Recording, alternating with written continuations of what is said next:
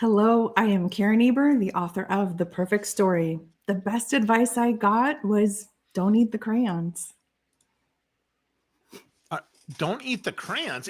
Were you married to a Marine, or you grow up in the how? Don't eat the crayons. I mean, that is great advice, but where'd you get that? It actually is a story from when I was a child. I have two different color eyes. I have a brown eye and a green eye. And when people notice, their words just stop mid conversation and ask me questions like, did you know you have two different color eyes? Like, as if I wouldn't know my own eye color. And they would start asking me all these questions like, what color eyes do your parents have? And do you see different colors out of each eye? And do they give you special powers? And so, what was this thing, is this thing that I love about myself, became this really incredibly awkward moment every time I met people, or even people that I've known in conversation. I became this object on display, and everybody was looking at me and calling friends over and pointing fingers, and it was really uncomfortable.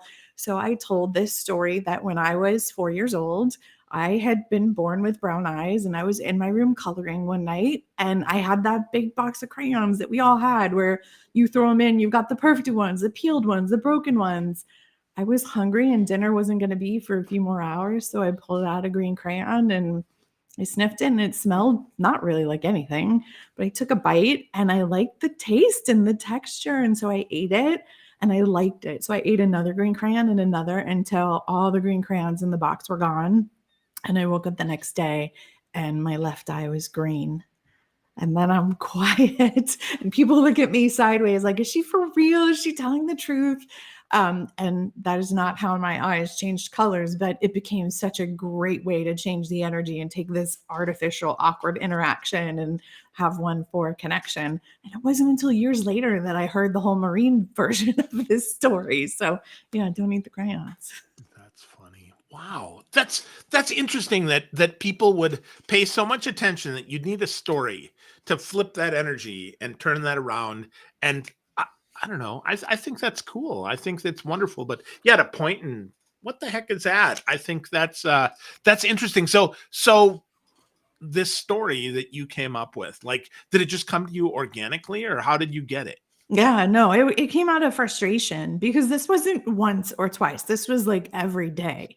And so when we all have something that makes us feel different. We all do. And sometimes that's joyful and sometimes it's draining. And so my eyes make me feel different in a wonderful way. But when everybody then points at you and like puts you on display like you're a sideshow, that joy gets depleted. And so like, oh, here we go. We're gonna have to go through this whole thing and they're not going to stop and this is exhausting and I'm so tired of this. And so it was very much a like, I'm over it, I'm telling the story, I don't care. And the first time I did, and I noticed really what happened was this incredible shift in energy because I went from being this thing on display to people laughing and recognizing like, yeah, I asked you some pretty dumb questions, didn't I? And we would have an interaction we probably wouldn't have had otherwise. And it created this shift. And so I realized like stories aren't just to inform or use in business and all of that. They really can create this connection and shift of energy. So yeah, it came very much in the moment out of exasperation. Wow. Wow. And now look at you, TED Talk. You've got an awesome book and all this stuff, all because you ate green crayons. I mean, Yeah. that's quite incredible. Yeah, you too can achieve great things. Yeah. So Karen's advice: eat the green crayon. Well, my advice is don't eat the crayons, Oh, but right. yeah. Yeah. That's But awesome. you do you, whatever. Right. That's yeah. Yeah. This is a judgment free zone here. We've Judgment got free the zone. yeah circle of safety, or rather the circle of story, which is what I love about your book. There's so much goodness here. We could go deep on all of it here, but I love the circle that you've created here. In the center is something that I think many of us neglect to do, and that's collecting and selecting potential story ideas, right? And we do that. We should do that all the time. So first, collect story. Like where do I put these? Should I be putting them in my notebook, or what do I do, Karen? Yeah, it is you do you. For some people, that's a notebook or a post-it. For some people, it's an app on their phone or a voice note. It doesn't matter where, but it does matter that you have a spot, because what's going to happen is you're going to move through the world and you're going to have this wonderful lunch at a restaurant that you're about to have today that we're going to talk about. And it's going to be this experience that you're like, oh my gosh, I'm going to have to tell this story someday. Like, this is so good. I want to put it down somewhere so I remember it. And if you don't write it down, your energy then goes to trying to remember it, trying to remember it, trying to remember it, right? Repeat, repeat, repeat, instead of putting your energy towards collecting ideas. So figure out a place. For me, it used to be, I used to have a little notebook, and then I realized I'm getting all my ideas when I'm out in the world and when I'm on walks. So I have a running list on Google Keep that I will then dump into an Excel spreadsheet every now and then. And that way I have places I can go when it's time to tell a story. I can go through, it's over 200 of these fragments. These aren't full blown stories. These are photos, ideas, experiences, things that I feel energy toward, which is the key. As you move through the world and something like really is interesting to you or energizes you, capture it without knowing where you're going to use it. Just capture enough that when you're looking at it later, you know what it is, because stories are an exchange of energy and you want to be able to tell things that you're energized and enjoy. Wow. Wow. So the energy of the story is super important to Super. capture. Super Yeah. important. Cuz Okay. think about like any presentation you've had to give on a topic that you could care less about, or you don't feel like you had enough time to prepare for, or you're not really confident in what you're going to share. Like, oh, you have all this negative energy about it and you're like, "Oh, let's just get this over with." And that comes through. Like, we've all seen speakers not really excited to talk about what they're going to do. And excited might not be the right word, because sometimes we're talking about things that aren't exciting, but you should feel some type of intrigue or interest or wanting to share it with people. Because if you're only feeling dread and negativity, you're probably not going to be able to fake that in your story and have it come through in a way that it has any type of interesting impact on your audience. Because what your audience experiences, what they come away feeling, impacts how they feel about the story. And so if you're coming in like Wednesday Adams talking very flat and not excited at all, then they're probably not going to come away thinking like, that was amazing.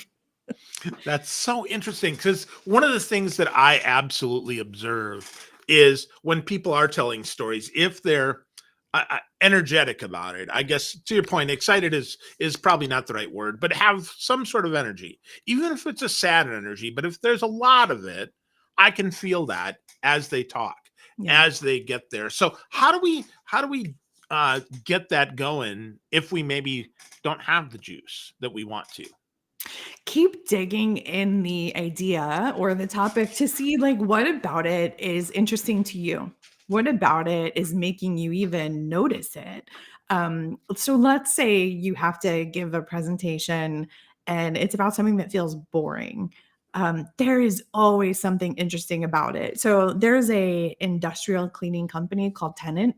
They provide industrial cleaning products to schools, to businesses, and they're not sexy products, right? Industrial cleaning supplies that janitors are using, like that's not something that is like super sexy to talk about. So what they did is they launched a campaign for schools to nominate the unsung heroes, the janitors and the custodians that are keeping the schools clean and safe and creating an environment where people can learn. And the schools would, the principals and administrators would write a story about that janitor and what they did, the impact in their school. And they ended up getting, first year, they ended up getting 2,000 applicants of people nominating different janitors who made an impact. And the person that won the first year is actually out of Ohio. It is Chris Cantor. I don't remember the elementary school, but he had started this program called Kids with Cantor, I think. He was spending lunchtime teaching kids how to like build plant boxes and make airplanes and do all these really cool things, where they weren't just learning how to use equipment and supplies. They were learning teaming, they were learning respect, they were learning safety. And he was able to do this because he was able to take the time in his job because cleaning supplies worked great. He didn't have to spend all this time belaboring that. He could do all of that and this. And so the nomination shared the story of how this janitor knew everyone's name and did all of these things. So right away, Tennant now has some really cool stories that they can start telling about the people that use their product because they dug into it. But you take it a step further, they called each of those 2,000 schools that nominated people to thank them. And the people they're calling would not have known their name. They own the budgets, but they wouldn't have known Tennant Cleaning Supplies or where things came from. And as a result of those thank you calls, 30% of them turned into additional sales. So you cannot get more flatter than industrial cleaning supplies, or maybe you can, but that feels like you hear that and you think, yeah, no, there's no story there. But you start to dig into the people that use it, how they're using it, and you start to realize, yeah, underneath things, there's some really interesting things to look at. I heard a TED Talk of a woman talking about the gravel that roads are paved with. I don't even think that's gravel, but whatever the material roads are paved on. And this talk was the most fascinating thing because she was talking about how it hadn't evolved over the past number of years and how they could really insert different technology to let you know with alerts ahead and help manage temperature control. And so all of a sudden, this talk that you thought was about gravel turned into this really fascinating thing because she dug into details. So I always say, like, sometimes if the surface idea or story or moment doesn't feel meaningful, keep digging because everything has people and circumstances and things underneath that are. Wow. That is not what I expect you to say. That's what did really you expect beautiful. me to say? No, I don't know, but like I was expecting you to say, well, find something more interesting. Tell a different story. That too, but I work with a lot of people that are in situations where, not to negatively speak of anyone, but maybe you're in finance and you're having to do the upteenth view cut of financial data that, doesn't feel like you're going to make that the most interesting, or you're a data analytics professional and how are you going to do that? Or you work in quality and how do we do that? And so everyone like comes in with this bias and this weight of like, oh, I don't have anything interesting to say. My topic is boring. And then when they start talking, and it's often the very linear thinkers, the engineer, the scientist, like they think that there isn't. And then we go into it and I'm like, that's fascinating. Let's talk about why. So sometimes it is, you just need someone to hold a mirror up and show you like, no, that's super cool. Let's make that come out more. Yeah. Wow. Love that. So you've got this kind of circular sequence here that's really interesting, creating an audience persona, defining outcomes, building structure, details, engaging the senses and emotions, sequence a story. But then you talk about applying these 5 factory settings. So talk to me about that, because that's the one that, not to be trite here, but you got to read the book to get this. So give us a little bit of insight into that so that we can go a little deeper on that, please. Yeah. So the whole motivation for writing a book on storytelling is that there are a lot out there that touch on some of the science, but I feel like there's new science that really demonstrates it's not enough to tell a story the way you tell one makes a difference. And so I wanted to share not just this new science, but more importantly, what do you then do with that in your stories? Because I felt like there wasn't anything out there that helps you think about how are you then being really thoughtful about how you're engaging the brain. So the 5 factory settings of the brain is a way for me to bring the science forward, but this isn't a lab coat and beaker way. This is very relatable, breaking down things that help you understand what the brain is going to do when you're listening to communications or stories. And then more importantly, think about what do you put into them so that your stories have impact. So for example, the first one is that your brain is lazy. So the brain's number one goal, keep you alive. It did it yesterday. So just do things the exact same way as yesterday, right? This is what your brain says. Don't do anything different. We lived. Just stay the same. And the reason is that your brain is using the most calories out of any organ in your body. It's using 20%. The majority of those go to predictions for how do you move your body when you're standing up from a chair? How do you move your feet when you're walking downstairs? All of these are things the brain is doing to predict movements and help you move through the world. So it needs calories. It's a miserly banker that never wants to go bankrupt, because if you go bankrupt, you're not alive. So it's always looking for these moments of how can we pull back and conserve some calories, because we don't know what sudden surprise might happen, and we don't know where, calories might be needed. So this is why you come home from a long day and you put on your favorite show that you've seen so many times, or you put on a movie that you could recite word for word, because you literally think, I don't want to think tonight. I don't want to, my brain doesn't want to think.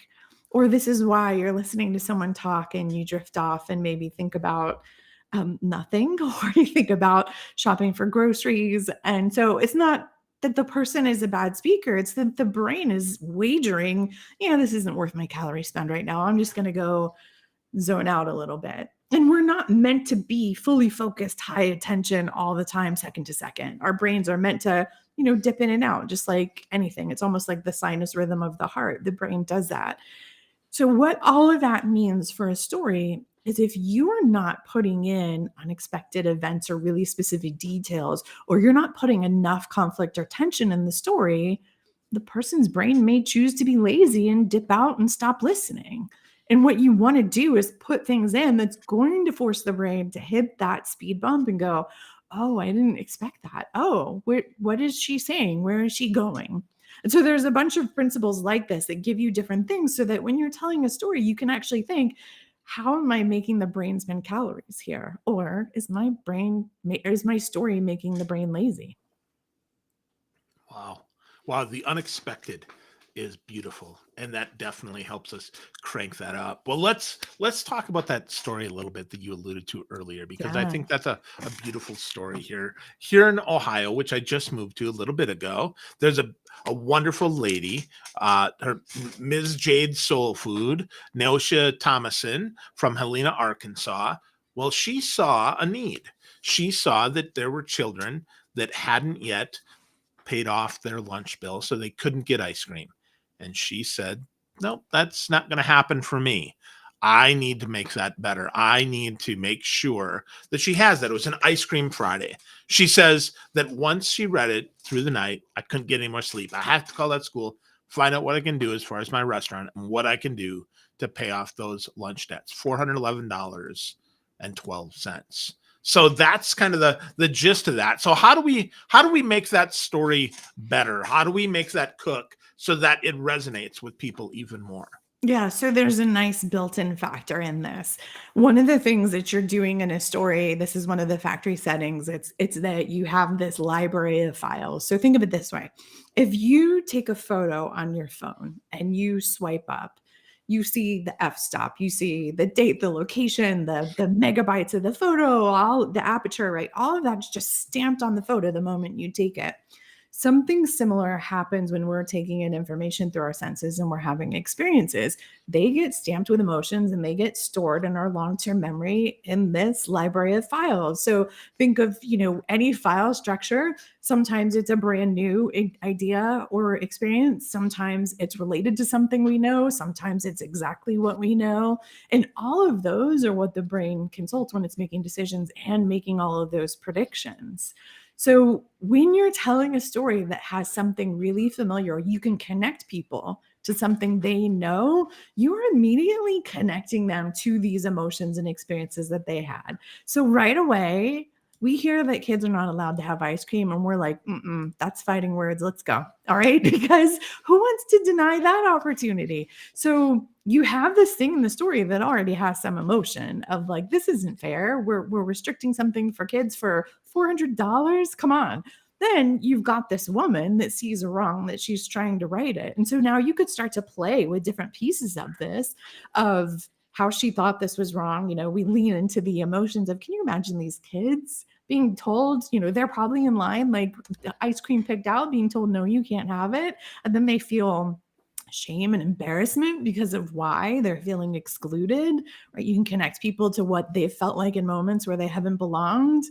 we can hear maybe how this woman featured this in a restaurant or has drawn people into her restaurant because now they want to support what she's doing. Like, there's so many different ways that you can connect to it, and we can build this tension of probably starting with the kids that are being denied the ice cream and the frustration and the shame, and then getting to her and what she's done, and the, you know, some of that unexpected is how this has grown so far past her and how it continues to grow. So there's so many different things you can do with this story and every story. You just have to look at what's there and start to play. Wow. Wow. Well, one of the things that you talk about in the book is all about the sequence of this story and how we do that. And I love how you just laid that out for us, that you kind of pick the story apart before you put it back together, right? You pick the different parts of that and have that. So how much of that do we need to write down so that we have it? I mean, how do we do this, right? Because I don't know that I can just do that in a little keep notebook, or because I like to take pictures, right? I always, whenever I'm with somebody, I always try to take a selfie, mostly so that I can remember the experience, right? And then I can share it later. So talk to me about that. How much do we need to write down? How much do we need to keep, and how much do we need to keep and keep, I guess? Yeah, it's really going to be, you're going to work out what your own style is. What I suggest though is start with a basic structure, because it's very hard as you're getting started to think through what that is in your head. So I always recommend 4 sentences you want to write down, and this could be 5 minutes before you tell a story. This doesn't have to be months and months in advance. Obviously, the more time you have to work on it, the better you make the story. But the first sentence is going to be just, what's the setting of the story? Who's involved, and why should the audience care? So you're not writing out the whole story, all the characters, all the plot points. You're just doing a framing, like, what is this about? Second sentence is the conflict. What has to be resolved in this story? In this case, we want to resolve these kids not being able to get ice cream. But really, there's maybe a bigger resolution of, how do you right a wrong in a situation that just seems so silly? Or how do you use your voice to amplify? But there's conflict. This is the fuel of the story. So you write a sentence about that. The outcome is a sentence that's describing what happens as a result of the conflict, what action is taken. And then the last one is the takeaway. And this is the thing that people often neglect. This is what is this story about? Is this story thematically about kids getting ice cream? Is this story about a woman using her voice? Is this story about a larger community stepping in and supporting? Like, you want to think of that, because that's going to help you stick the landing of your story of what it's about. So in 5 minutes before you tell a story, you can get this basic structure and then start to layer on these other things and play with the order that you tell it in and see what makes sense.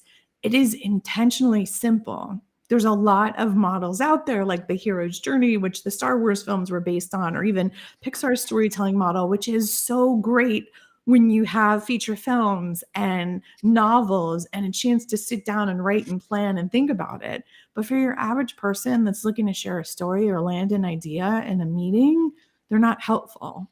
So what I find is having these 4 basic things gives you a starting point, and then you get to layer on the things that impact the brain and leverage the 5 factory settings, and you get to really choose where your story goes. You're not forced to tell one type of story that you're trying to back your idea into. Wow. Well, simpler is better for me.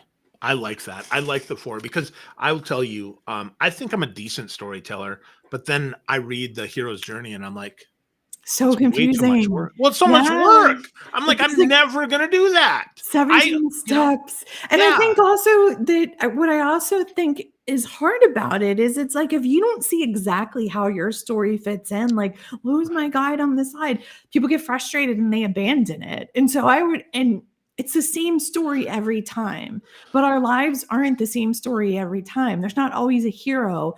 We make so many mistakes and foibles and things that make us human that are far more interesting. And so let's give you a basic structure and then allow for you to choose how you play with it to make it more dynamic, instead of giving you this very strict structure that may or may not work for what you need. Yeah. Well, I'm using your structure. So there. Thanks. Ha. So, no, I mean, really, Conquered one, check. Yeah. Yeah. That's right. Yep. No, I mean, really, though, because I look at that hero's journey. I've read, I bet I've read 100 books on storytelling. Yeah, And sure. none of them have given me something as simple as you have. Just right there, even to say, wow, like I can do that. I can come up with that story. 5 minutes. My goal was simple but nuanced because there's layers in this. As you described, there's a model in the book that intentionally takes you through different steps. So instead of trying to come up with one story with all the perfect details at once, which no one does, it helps you go through the steps so you can layer on and feel what's meaningful and what isn't. And so simple to get started and then nuanced for you to make whatever choices to turn it into whatever version of the story is right for each occasion, because you might take one story and tell it differently each time. Yeah, for sure. Well, I'm writing those 4 little notes down so that when I go to lunch today, I make sure that I hit those because that is so simple for me. I mean, I can get that. Even me can get that. Well, one of the other things that I love about your book is that you have a checklist at the end. Yeah. I have to tell you, even if folks don't read the book, and I do encourage folks to read The Perfect Story, if they just bought the book and went to the storytelling checklist and went through that, they would tell better stories. So, Yeah. why did you give away such great stuff at the end of the book, Karen? So it's built throughout the book, but one of the things I hate in books is that you get things in each chapter and then you're trying to apply it and then you're like trying to remember what chapter is it in and Yeah, flip to the back, and it's so frustrating. So I wanted it to be in one place, but I would be doing you a disservice if I take you through all of these steps and then don't give you a way to step back and validate, have I done this? What I'm really trying to help people do is scientifically hack the art of storytelling. All of the things that are in there are grounded in science for things that are going to make a story more compelling. But it's an art because it's your choices for what you do and how you do it. I've given you a whole bunch of levers that you can choose to pull and make combinations. And the checklist is meant to be that, like, once you've read it, you can then take it and apply it. I think if you went to use it without having read it, maybe some of the things in there would be confusing, like the 5 factory settings. But I want people to tell stories. My whole goal is to make storytelling accessible. And I just thought, man, that user experience is going to be terrible if I don't give you a summary at the end. yeah, for sure. Well, I love it. I mean, the checklist. You're right. I mean, you need context in order to do that. But even you ask like, what's your goal in telling this story, and then you've got 4 little simple goals. Like I Yeah. look at that. Oh, is it to entertain? Is it to form and educate, challenge or expand thinking, or influence, inspire, or motivate? Well, that's simple. I can get behind that. And the funny thing about those questions, we don't normally ask them, right? But Right. when you do, it makes just a slight difference in your story, because it's not just the story you're sharing, it's what you're having your audience feel. They're not going to remember all the details. They're not going to remember everything that you say, but they are going to remember how they feel in this. And so, really thinking through, is it that you are trying to entertain them? Are you trying to get them to shift their thinking? Like, all of those things help you really narrow in on what's going to be the best version, what's going to be the perfect story for that occasion. Awesome. Totally agree. Totally agree. Well, before I ask you a couple closing questions here, friends, I want you to listen and get a copy of The Perfect Story. Go to KarenEber.com, KarenEber.com. You can sign up for Karen's Brain Food. Get a copy of The Perfect Story. She's got a story assessment as well for you. So lots and lots of great stuff at her website, and definitely get a copy of the book because it's super, super helpful. So, Karen, just a couple more questions here before we kind of take it home. And that is, you said it's based in science. Mm. And that's so interesting because I've always heard about the art of storytelling, not the science of storytelling. So the science, though, take me through like, why do stories work better than just mere facts? Yeah, and let me build on that also, because it does feel like you're hearing a lot about the science of storytelling now, and like, why is story having a moment in this era and not even as much as it was 10 years ago? Our understanding of the brain and how it's processing information, making decisions, all of that has just quadrupled in the past 2 decades. And research every day helps us get a better understanding of how we are engaging and interacting and what our attention spans are. And so the reason this is so important now is that we're getting smarter about what our brains are doing and how we engage with it. And that's what's happening in storytelling. So we've all sat through information being shared that is so incredibly boring. Maybe it's someone reading a chart or something that is just not holding any attention. All it's doing is activating a really small part of your brain called Wernicke's area, size of a walnut. It's where you hear or read words and they are processed into comprehension, and that's it.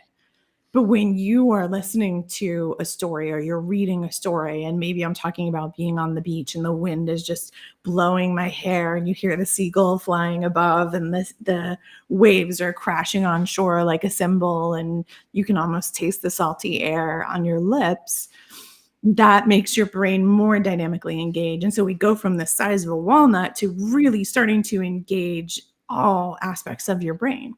So calories, calorie wise, you're starting to get the brain to spend more calories. But as we start to impact emotions, what you're really doing is you are creating an artificial reality. Right? Storytelling has the ability to create what they call neural coupling, meaning that as the listener, my brain will light up in the same pattern as yours as the storyteller. So I might not be in the story, but my brain is lighting up just like it is. And we know this, right? When we go to movies and your heart's racing, but you're just sitting, you're not moving at all, but your heart's racing like you're the character on screen. This is neural coupling because your brain will light up as though you are that character, you are in this story. It'll even release neural chemicals if you feel like you're in danger, or we've all seen a horror movie that makes us jump, right? Neural chemicals are released. And so this artificial reality is creating a more dynamic experience for your brain. That doesn't happen when someone's talking at you or they're just reading data or charts. But it's not enough to tell a story. The way you tell one is going to make a difference in how the brain engages with it. Wow. Well, you're just neural coupling with me there. So We're vibing. I like yeah, that. for Nice. sure. I mean, because there's so, I feel that, right? I really feel that I can be better now at telling story now after having read your book and spent some time with you here. So, Can I um, ask why? To put you on the spot, like what is it that feels like a shift for you that you would now think about differently? well, the four sentences are big. The four sentences are really big for me because I have always struggled. I'm a pretty simple guy. I like things simple. I don't like things. 17 steps is too much. I'm just not Yeah. going to do it. I'm not going to lie to you. I'm lazy too, right? Like I just don't have it. I won't write that down. I won't write down 17 steps. I'm not going to take 3 hours to craft a 30-minute or a 3-minute story. I mean, that's just not going to happen. So the fact that I can take that 4-sentence shortcut, slow down, take 5 minutes, I can do that. I mean, that just feels possible now. Yeah. And that Good. didn't feel possible again before I read the book, before we talked today. I was like, wow. That's what I want people to realize, because there's so many people that will say like I'm not a good storyteller because they see someone do it on stage and it just looks effortless. But what they're not seeing is all the prep and work that went into it off stage. And so what I want to show is exactly what you said of this is possible. Anyone can do this. And here are step by step by step by step. And it won't always feel that way, but it allows for you to see here are some different considerations and then figure out whatever your style is. So I'm happy that was your experience. Yeah. No, me too. Me too. I loved it. Well, I mean, that's one of the reasons why I have a podcast. One of the reasons why I read so many books is because I want something I can take away. That was one of the big one of my big goals now when I read books, when I have people on my show, is to find at least one takeaway that I can actually put into practice in my life. And that four stories is, or 4 sentences, is absolutely going to happen. So with that, how do people get started with this, Karen? I mean, is it just as simple as, grabbing a notebook and capturing stories? Obviously, they should read the book, but tell us more. Like, how do we get started if we want to become a better storyteller? Let's say by tomorrow. Is there something we could do today that will help us? Yeah, two things. First is just start making a list of things that are interesting to you. Think of your professional experiences and think of moments, right? Often the moments you're asked about in a job interview, like your best boss, a great day, a time you had conflict, something you want to do over on. And then go to your personal life. What was an adventure that you had that really impacted who you are? What's something you should have gotten rid of, but you never did? Just start writing down these fragments of ideas. Think of favorite podcasts, museums. And it's slow at first, but then once you start going, you realize, oh my gosh, I never would have thought of this. And you're going to start to build a list. So start your list. Don't worry about where you're going to tell this. Don't worry about the point it's going to make, but you want to put enough of a fragment down so that when you scan this to tell the story, you have something to start from and not a blank sheet of paper, because that is so much harder to come up with an idea. The second is no one is going to invite you to tell a story. No one is going to say, this would be a great time for you to tell a story. You just need to tell them. Don't wait for, if you're, giving a presentation, like, should I tell a story? Just do it. Tell a story at a dinner, at dinner with family, tell a story with friends, tell a story in an interaction. The stories have a compounding effect and they earn you the ability to tell more stories.